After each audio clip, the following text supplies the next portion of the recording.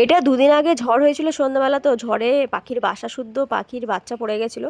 তো 3টে বাচ্চা দেখতে পাচ্ছ, একদম কিচ্ছু নেই ওদের গায়ে, জানি না বাঁচাতে পারবো কি না।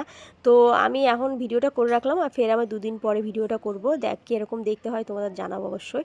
কিন্তু কিন্তু দুঃখের বিষয় কি জানো, এই 3টে পাখির মধ্যে একটা পাখি মরে গেছে, এখন বর্তমানে 2টো পাখি আছে। চলো এখন তোমাদের দেখায় 2টো পাখি কি করছে। আজকে দেখো পাখিগুলো, ওই 3টে পাখির মধ্যে একটা পাখি মরে গেছে, জানি না কি করে মরেছে। আসলে প্রচণ্ড ছোট ছিল তো, গায়ে 1 ফোঁটা লোম ছিল না, আগের ভিডিওটা তোমরা দেখেছো।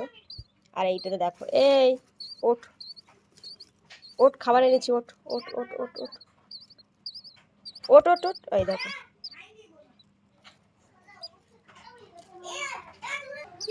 এই যে মেস